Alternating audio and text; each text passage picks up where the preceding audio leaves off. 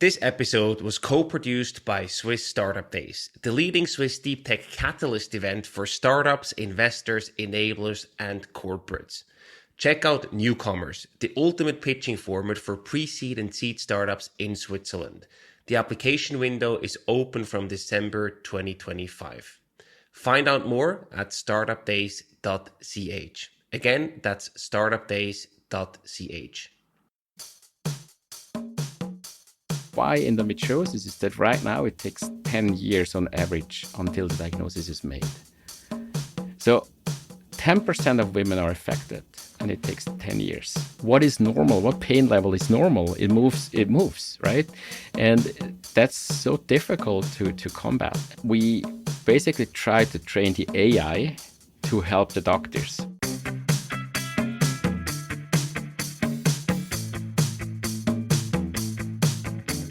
Welcome to the Swisspreneur Show, a podcast about startup stories and learnings from experienced entrepreneurs. If you enjoy listening to our show, make sure to follow the podcast and leave a rating. And now, here's your host, Merle.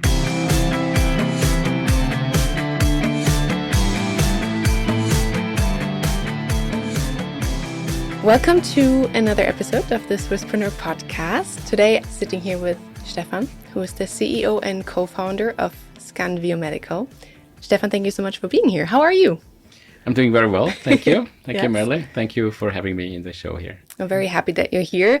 It's a busy day, we already heard. We just talked a little bit before, but I'm very happy that you took the time.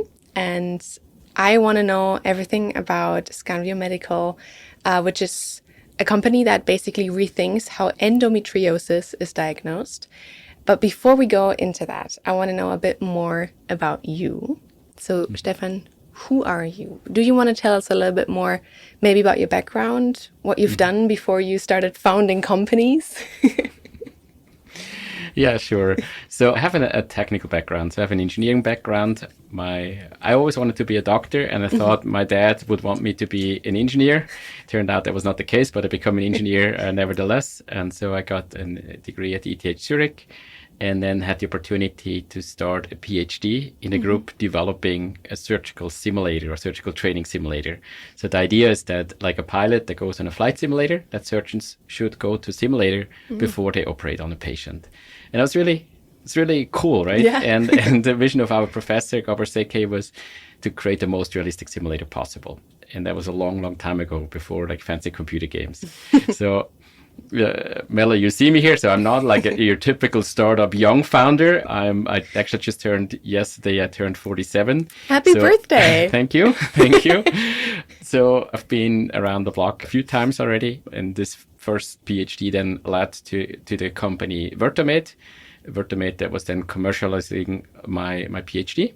I was one of 16 PhD students, really trying on different aspects of the simulator, and I really enjoyed the synthesis part much more than the analysis. So I like to put stuff together. So you asked me who I was, right? So I feel like I like to put things together.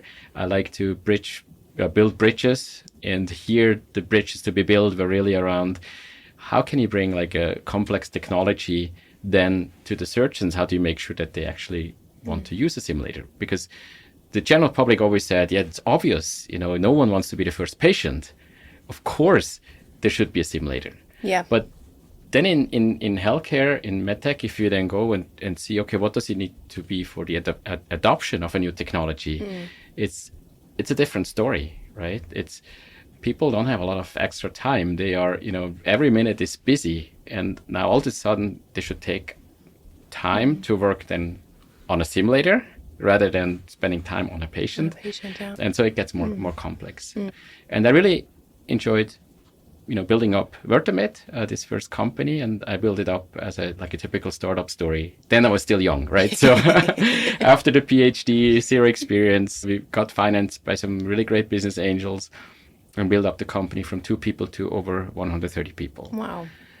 And yeah, that was the first company that I actually the second one. The first one was a digital photography startup with my brother together, but that was the first one that really felt like a company. What year was that? So I started my PhD in 2006, And then my professor said, there's no way you can do a company and at the same time do your PhD, but we couldn't find another CEO. So I did kind of the PhD and the company side by side during that time.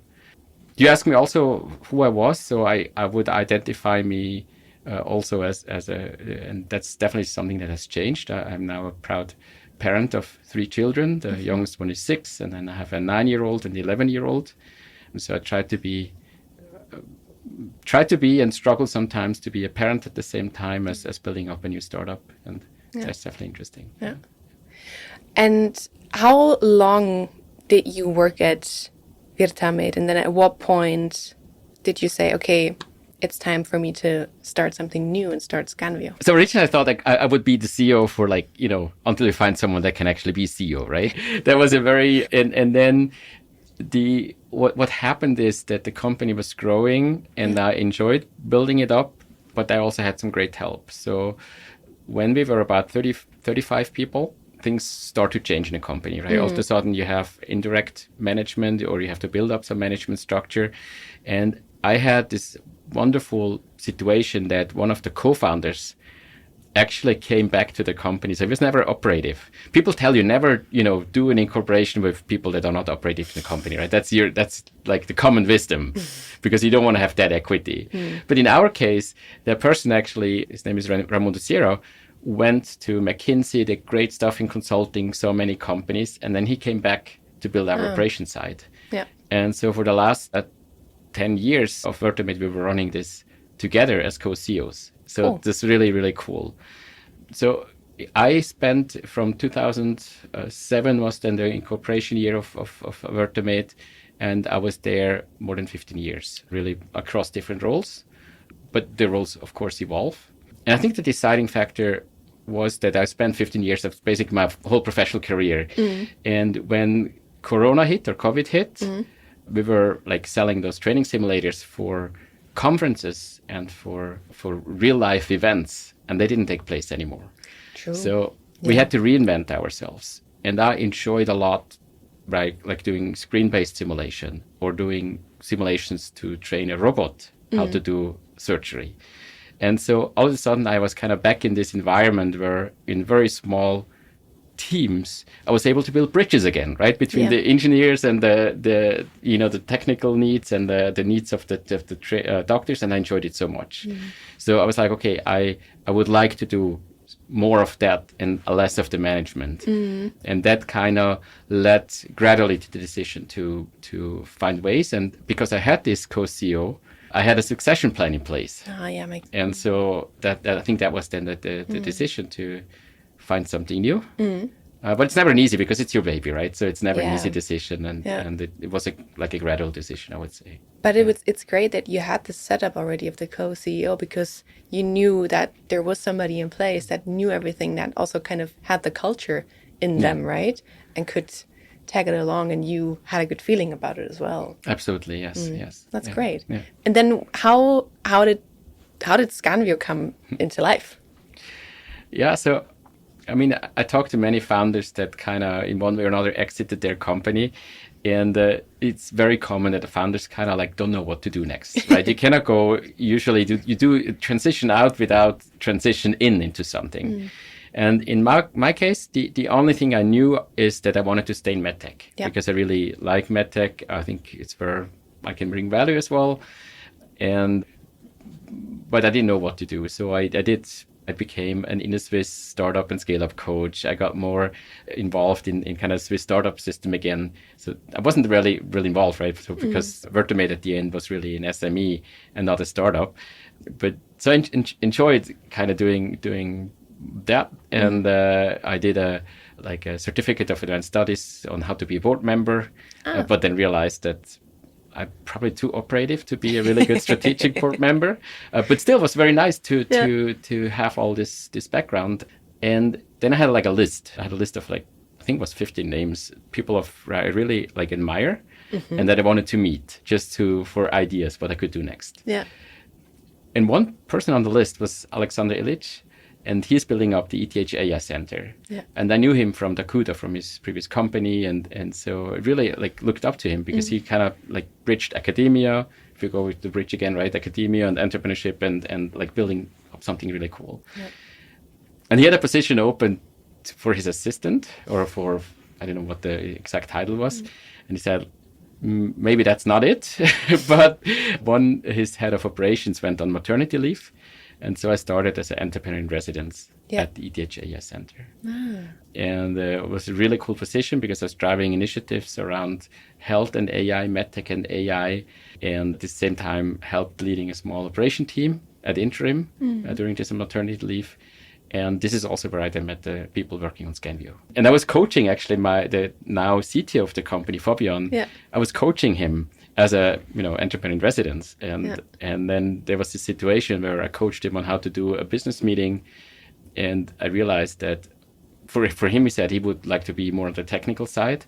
And I kind of got like to that stage where I said, okay, as a coach, I would tell you now to find a CEO or to find someone that really drives the business. But I think I want to be this person myself. That's so cool. Yeah. Oh, that's such a nice story, though. Yeah, It's really cool. Mm-hmm. And tell us, what does Scanvio exactly do? So with Vertamate, right, we were training the doctors. Yeah.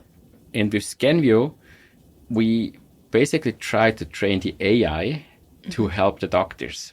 We are looking at ultrasound images, and we'll get to the disease and so on in a minute. But the idea is that ultrasound is very hard to read, even for experienced gynecologists or experienced doctors, sonographers. And it takes years until they see all the rare cases that they could potentially see. And it's kind of long learning curve. Yeah. And what Scanvio does is that we have like a pair of second eyes that's been trained on really a lot of expert data to analyze the picture and then overlay show the doctors what the AI sees at the same time. So it's like a concurrent reading aid that helps the doctor. So basically, already during the scan, it shows the diseases. Yeah. So I had this experience about like the real time imaging, and there were, I mean, as I mentioned, Fabian was already working, and we had some great medical people already working on that. But what for me is the really cool thing is that ultrasound is such a wonderful modality. Ultrasound is radiation free. You don't need big equipment. You don't need MRI machines, and you can do it at the point of care, right? You can do it anywhere. You can do it in small machines, big machines, and so on. But one, I would say, disadvantage of ultrasound is that you basically have a probe and you're scanning the patient, but you cannot go back and reanalyze your 3D volume or reslice your MRI or CT scan. So if you miss it at the time of acquisition, it's gone. True. And that means if you want to help a physician, you probably need to do it during the scan. And so we built something that you connect to the existing ultrasound machine, and it connects to the video output that every machine has, and then kind of takes this image and in real time reads the image and then shows this, overlay with lesions or different organ structures. And why endometriosis? So endometriosis, it's a good question about why endometriosis. And this came from our medical co-founder. Michael Baika is an active OBGYN. He has his practice in Volketswil. He treats patients every day. But he's also teaching a lot of the physicians in how to do ultrasound. And endometriosis is, an expert can see endometriosis very well. So endometriosis is when endometrium-like tissue grows outside of the uterus. And it can lead to heavy pain, to infertility. And an expert can see it on the ultrasound, but a non-expert really struggles. It's not enough that you just see a lot of like obstetric or gynecologic patient. You really need to be trained. And it's a lengthy protocol. So their Swiss standard is, I think it's like 35 like steps and movies. And they're basically, when Michael said it was the perfect application, because I knew you cannot just train that. You cannot just build a training for that. You have to somehow integrate this expert knowledge into the machine. And so the reason why endometriosis is that right now it takes 10 years on average until the diagnosis is made. Wow. So 10% of women are affected, and it takes 10 years. And it's a huge thing, right? And because there's complexity And because there is not an easy solution for it, that's still the situation today. And sometimes you have to battle complexity or complex disease, also with certain complexity on the medical side, in order to win. And here we just saw the potential. We say, in principle, if every woman would have access to the best expert sonographers, you can really cut down these 10 years to the time of the visit, or maybe to this first year. True. Right. But that's not the case. In Switzerland, I would have to look the number, but it's 8 to 10, I would say, endometriosis centers where you can get these expert scans. But there are over 2,000 gynecologists that are working in Switzerland. Yeah. So how can you build that bridge? And on average, a patient sees 4 to 6 doctors until the diagnosis is made. And that is really something that we saw just a huge potential to change. Yeah. Yeah. And the 10% that are affected by it, do you know, is that the actual number, or is that the number of women diagnosed at this point? That's a good question. Right now, there is a big, I mentioned complexity before, and one of the challenges with endometriosis is that there is not really a good standard or gold standard for the diagnosis to be confirmed. Okay. So in principle, you would have to take a tissue sample under an laparoscopy. So you have to go under general anesthesia and do a cut and then really do the tissue sample. And even then, it's not sure that you will capture the disease. Yeah. And so it's a little bit difficult to say how big or what the percentage could be. But in the literature, even from the World Health Organization, this 10% is kind of shown and seems to be an accepted number. What was it for you personally that said, okay, it's right for us to do the approach to help the doctors instead of creating a product that could basically do the whole diagnosis for them and, kind of cuts that middle person out? I believe that in healthcare, in order to really drive changes, we have to work together, right? Otherwise, you're creating this kind of parallel worlds where, people just Google their symptoms or ChatGPT their symptoms or Claude their symptoms. And then you kind of get stuck in this in-between world, right? Yeah. I don't think the diagnosis would be cut down if people just look up on ChatGPT and say, I probably have endometriosis. And the opposite, that's a challenge now in Switzerland. The awareness for endometriosis is growing. And now patients are sometimes approaching the OBGYN and say, hey, you have to confirm that I have endometriosis or I don't have endometriosis. And it's still the only ways to work together. And I think that's one reason is really in order to improve the healthcare state. The other reason is probably that also you have to be able, as a medtech company or medtech startup, you have to find a way to get paid for it. And if you kind of take out the doctor, the middleman, then you usually also take out the payers of the system. And then it's very difficult to drive impactful change.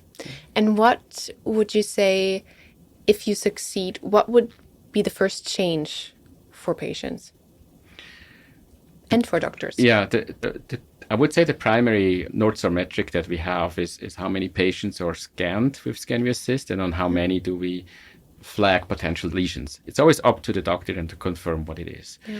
And so the reason, how we see that we are successful is kind of a number of patients that have been scanned and have been referred earlier to a specialist center, for example, or have been earlier diagnosed so the disease can be managed rather than just something that is an unknown and is feared or is creating a lot of pain. A lot of people are sometimes also, it's very difficult because what do you tell the company you work for?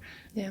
What happens every month, right? Some of them are open about it, but before there's a diagnosis, it's very difficult to do that. Yeah. Yeah.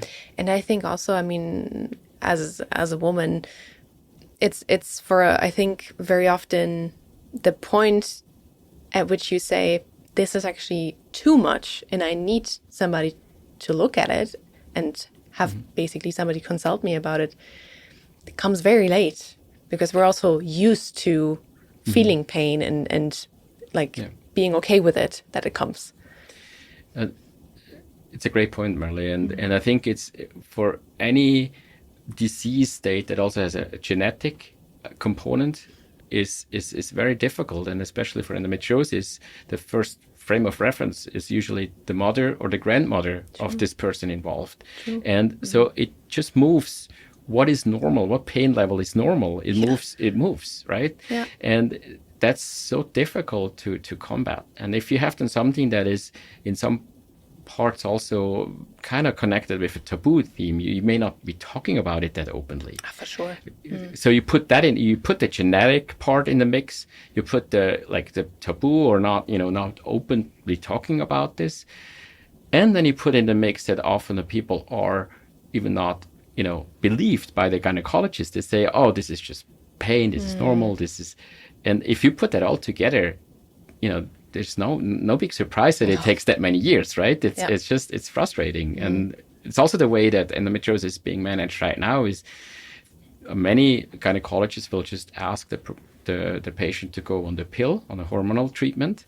And that might help or may not help, but it doesn't answer the question whether they have endometriosis or not. True. And then circumstances change in life. Maybe a woman wants to get pregnant, then the hormone doesn't work anymore. Infertility is up to 50% of the patients with infertility are affected by endometriosis. And so this is really then the challenging part over those 10 years. It's not just 10 years not knowing, it's also not knowing under various different life circumstances. And that's really it's been the most, now that I know more as a man about this disease, this is the biggest moment for me is when I talk to patients or patient organization, is that they confirm this story over and over again. That's crazy, huh? Yeah. And even more so great that you work on it, and that with that product, with Scanvio Medical, you basically really lower the bar to getting that diagnosis and also having a quicker solution. Like, hey, let's do a scan. It's much easier. Yeah. And I think it's good for the patient, but it's also good for the gynecologist, because a lot of them said they would like to scan for endometriosis, but if they're not sure, if they don't trust their own skills in that, then it becomes difficult, right? And they kind of like to have this really second set of eyes to help them. And where are you today with Scanvio? How many people are you? What's your current status? How would you define Scanvio Medical today? So we're definitely still a startup company. I'm very proud of the successes we have. We were just incorporated in May 2024. So still, and now you have a birthday coming up. Exactly, we have a birthday, and even before our second company birthday, we'll have submitted for regulatory in Europe, which is super fast for a medtech. And so I'm very proud of the team also that pulls that off. We are 15 people working at Scanvio. It's almost 10 FTE, and it's a good size team with all the key functions are put in place. So we're still a startup in terms of there's still lots to do. I think that's also great, right? I think for me personally, I'm a stage of the company that I really like, right? So it's this, less than 30 people, less than 35 people, where you can do a lot of impact by working together, and it's fun. And can you tell us a bit about your funding story? Because you are primarily funded through family offices and business angels, right? Yeah. What road did you take, and also why did you say that mix feels right for Scanvio? So I think as an entrepreneur, if you're looking for funding, you really try to take any unfair advantage you have, right? And I think my advantage was that I had a very successful exit for business angels with Vertomate, with my previous company. Okay. So they had a 8 to 12 times cash on cash return, which was nice. And so I had kind of this reputation, and that of course helped. But at the end, you still have to convince the individuals, the business angels and the family offices to invest. I think it's not so much about the mix between family offices and business angels, because they act similar, or our business angels, our family offices, still the principal investing and making the key decisions on those investments. I think it was more the decisions that we didn't go for an early stage VC at the stage, as many kind of more AI driven companies are doing. And so here the advantage really was that I had business angels being, successfully invested in Vertomate, my past company. So I reached out to them. Some of them invested again. And then I was really thinking, okay, should I do more of the reaching out to business angels and family offices? Should I do more of the VC, early stage VC? And I just got really a lot of good traction by really high quality people. So of those 40 family offices and business angels, many of them are well known in Switzerland. They're connected to the ecosystem, they're connected to other investors, and they are very, very helpful now in building up the company. So it's really smart money, right? It's really kind of what you want. And then it becomes more, we did the seed round last year. So in July, it was 2.75 million, so quite large for a business angel round. And we had 40 of those business angels and family offices. And then it becomes more that you have to somehow get the best of both worlds. What I mean by that is you have to get all the experiences from your network, all the connections, but you want to make sure that you still control the cap table and control this kind of decision making. But I think there are ways with power of attorneys, with investment level structures, there are ways to do that. I think we found good solutions. And for anybody listening that's interested also in approaching either or business angels and family offices, because I mean, from what I've heard, family offices are not the easiest ones to A, find, and B, approach. Do you have any tips on how to approach but also pitch in front of both of these categories? I think for both categories, the personal connection is key. It's important that the family or the business angel can tell their spouse about it. So it has to be something that it's easy to explain, easy to see the good that you're doing. Some family offices also have people managing the family offices, and some of them act very close to what a VC or a PE would act. But still, usually in the background, the difference is that it's still along, creating meaning with the money is still an important point. And that needs to come out, but it shouldn't, it's a bit of a balance. You still need to show that it's a good business investment, right? No one just, invests because they like your story or they want to do change, right? For that, even actually family office sometimes have separate philanthropic investments versus the business investments. And so I think the recommendation would be try to find people that you convince that can do the introductions and find out why the family office or the business angel, why they would want to invest into your story. That's a good tip. And what would you say was it that resonated with the investors, like with Scanvio? I think what I found out later is that also many of the family were in one way or another affected by endometriosis. So if you have a rate of 10% of women affected, that means so many, it could be themselves, it could be their daughter, it could be their wives. And so it's definitely the medical meaning that plays a big role. And then the second part is that we are medtech, but we are not like a hardware heavy, big investment medtech case. So it's a software as a medical device. We use existing ultrasound machines, so we don't have any big hardware build up. And at the same time, we are protected by some of the regulatory. So regulatory is not always bad, right? So you think regulatory is evil. Yeah, but exhausting. we are now, we really now are in an environment where it's gotten easier to build SaaS products, right? Yeah. And in medtech, you still have to go through all the regulatory hurdles, and you have to pass that. And that also protects from, once you go through that and do the investment, there's a certain degree of protection. And that's definitely something that our investors like, together with the potential that we can use OEM, so bigger ultrasound manufacturers that already, have connections to the 1.3 million gynecologists. They have connections to the, over 500,000 sonographers. So they have this huge install base, and potentially we can kind of make their machines smarter.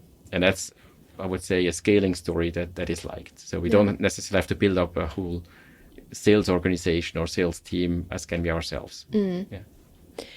And you said before that, or you mentioned that you are also now in a different phase personally. You have 3 children, so you're in a different part of your life now with Scanvio than you were before. What is different, and what's similar to building your company in that different stage of your life? Wow, great question. So what's definitely similar, what feels similar, is this whole like building up the team, finding the customers, finding this like initial traction with investors, with customers, product sometimes working, sometimes doesn't working. So that kind of excitement part, also the ups and downs, this roller coaster, that feels very, very similar. Now with Scanvio is that I'm in a different situation myself. I have the children. I have to draw very conscious borders because I cannot just work day and night on the startup. And what I'm doing right now is I'm saying that I have much more experience. I can leverage my network. I can build up the team. Sometimes also good, right? Because the CEO becomes kind of this critical resource, and this forces me to be very efficient and very good in leveraging the team. But it's not always easy, right? So sometimes it is difficult to draw the borders, and that's one of the challenges as entrepreneur. No one tells you this is how far you go. There's always more to do. Yeah. And usually doing pretty well with that, not always. Yeah. And would you say that your relationship to risk has changed?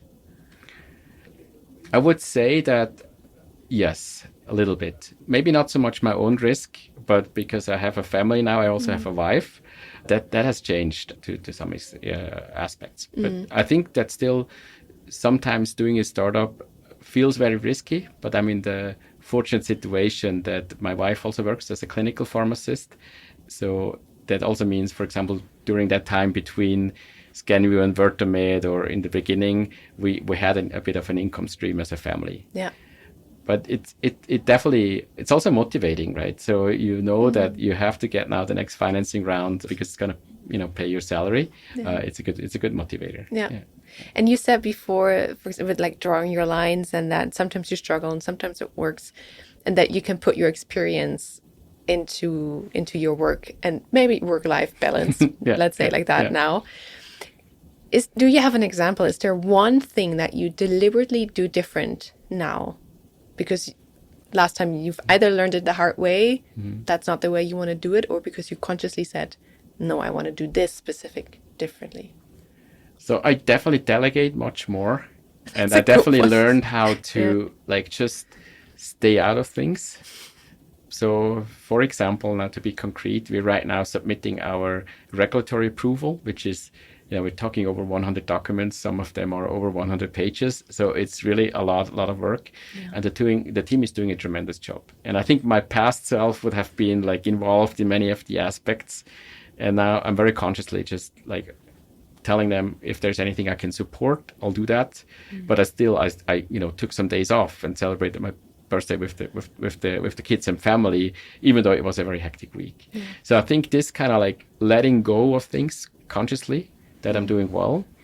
I think where I still have a lot of room to improve is setting borders for myself. For example, removing email access over the weekend.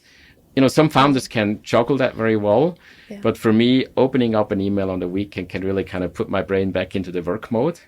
So there, theoretically, I know what would help me. I'm just not very consistent in doing it. Yeah, that's very human, I would say. Yeah. But I think that's a really good tip, also just delegating. And with that, also putting trust into your team and signaling them, I know you can do it.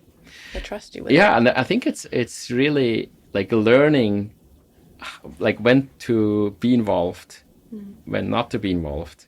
Is a crucial thing to learn. But that's maybe an unfair advantage that I have now because I've seen many people involved, and it's also really super cool because one of the reasons why people like to work in startups is because you get this extra responsibility. True.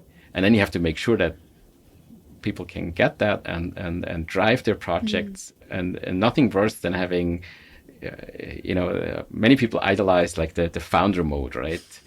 for a while. But I think this kind of like, when do I need to be in founder mode and controlling everything? When do I need to be in really like scaling mode is super, super important. And it's not right or wrong. And unfortunately, AI has made that challenge even bigger, because now you have your agents, right, running around as well. So now you have to think, where do I trust the agent to do their stuff? Where do I trust the team? Where do I do my own decisions? Where do I delegate?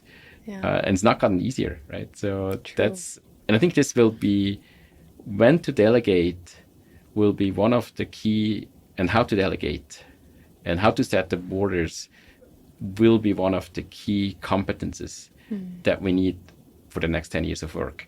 Not just with a startup, right? Wherever we are. Yeah, very true.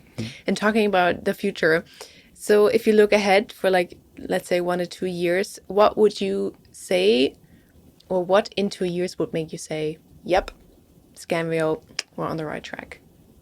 So I think it's a critical milestones, the usual milestones, right? You want to make sure that you build a product first. In medtech, you have to be approving the product, and then you go on the market. And I'd say the success would be defined by how many people are actually using the product successfully to scan patients successfully. The feedback that we get, oh my God, I'm so glad that I did the scan there because I was seeing the expert much earlier. I think this is how I would measure the success. Yeah. And what's next in store for your team, for your company? What are you, besides what you mentioned before with the medical improvement? Yeah. We will be doing a financing round towards the end of the year, building out more on the family offices side, family offices and business angels. So that's definitely also an opportunity to invest again into Scanvio. And that's good for the team also to be on that, on those kind of milestones also from the financing side, making sure that we have a good runway. I would say otherwise it's really about making sure we keep up our speed as well. So that's the second part that's a bit related with delegation, but it's definitely something where we like need to be fast enough to conquer the opportunities. Yeah. And that's in the AI startup world, that's key, right? Yeah. And what's in store for you personally? So I definitely enjoy the right now to be in that phase of the company. We're really building a lot of things in a very fast pace, and right now I'm fully in that moment, right? Yeah. So I really enjoy that. I don't know what's going to be after. I think now I probably could become a serial entrepreneur. I don't know if 2 counts as a series as well, or 3. I guess. Definitely do that, but right now the focus is building up the team, building up the company to be something that in a way it is. This is part of where I see parallels between now also parenting and building up a company. The goal is at the end that you build something up that becomes independent and that does good without you being there, right? True. And I think this is the goal for me. Yeah, enjoying the ride.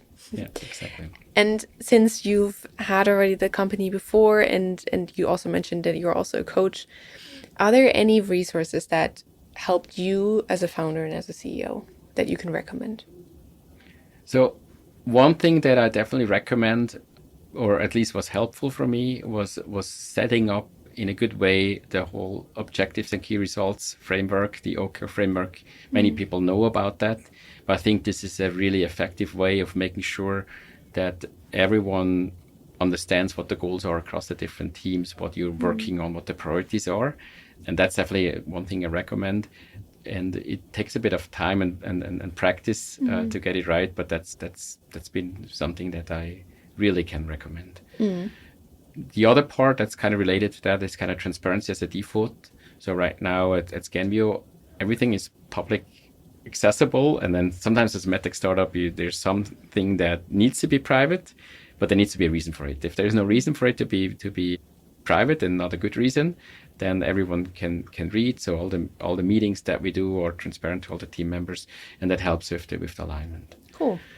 In terms of resources, like specifically now for fundraising, I still like the Swisspreneur Masterclass in fundraising, because it's really a process, understanding when to actually get information by doing pitches to kind of early like these early meetings just to understand how the story holds versus building the momentum, building the long list.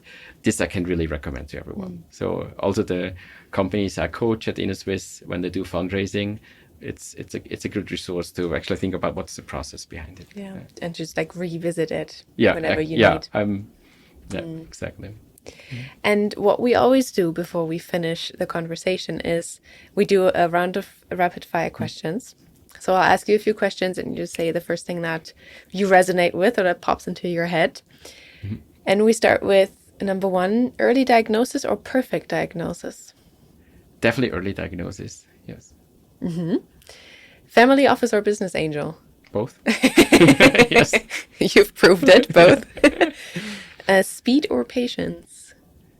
I would go for both again. In medtech, understanding when to use the patient part and to really be, not perfect, but be really quality oriented, and when to be fast is this like single deciding factor whether a company is going to be successful or not. Okay, wow. Yeah. And then lastly, build again or never again? So if you ask me that again in 5 years, then I would say build again. No, I would say build again. Yeah. Build something. Yeah. I would also think that's your answer. Well, thank you so much, Stefan. Thank you for your time. It was super interesting, very insightful, and very much looking forward to seeing where Scanvio is honestly, next year and in 2 years and every year. Thanks a lot, Merle. Thank you so much.